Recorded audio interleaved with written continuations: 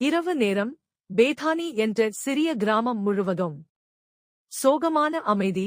காற்று மெதுவாக வீசுகிறது. வீட்டின் உள்ளே ஒரே அழுகை சத்தம். மரியாள் அழுது கொண்டிருந்தாள். மார்த்தாள் கதவின் அருகே பதட்டமாக நிற்கிறாள்.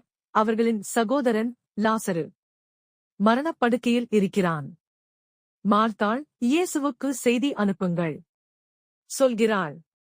ஒரு தூதன் அவசரமாக ஓடிச் செல்கிறான். தொலைவில் இயேசு மக்களுக்கு போதித்துக் கொண்டிருக்கிறார். தூதன் மூச்சு வாங்காமல் வந்து, ஆண்டவரே, நீர் நேசிக்கும் லாசரு நோயாக இருக்கிறார் என்று சொல்கிறான். இயேசு அமைதியாக வானத்தை நோக்கி பார்க்கிறார். அவரின் கண்களில் ஒரு ஆழமான அமைதி. ஆனால் அவர் உடனே கிளம்பவில்லை. நாட்கள் கணக்கின்றன. லாசருவின் மூச்சு மெதுவாக குறைகிறது. மரியாள் அவரை கையை பிடித்து அழுகிறாள். மார்த்தாள் கதவை பார்த்துக் கொண்டே, இயேசு வருவார், கண்டிப்பாக வருவார் என்று சொல்லிக் கொண்டிருக்கிறாள். ஆனால் அடுத்த நொடி லாசருவின் கை அசைவின்றி நின்று விடுகிறது. அந்த வீடு முழுவதும் அழுகை சத்தம். 4 நாட்கள் கழித்து இயேசு பேதானி வந்தடைகிறார்.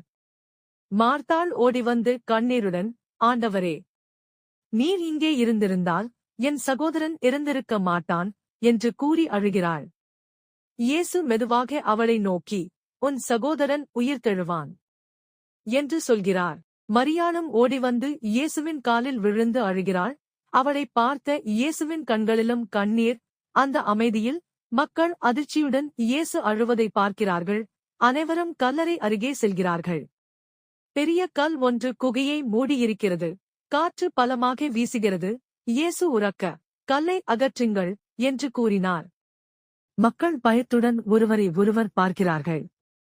ஆண்டவரே, 4 நாட்கள் ஆகிவிட்டதே என்று மக்கள் கூறுகிறாள். ஆனால் இயேசுவின் முகத்தில் உறுதி. கல் மெதுவாக அகற்றப்படுகிறது. அனைவரும் மூச்சை பிடித்துக் கொண்டு நிற்கிறார்கள்.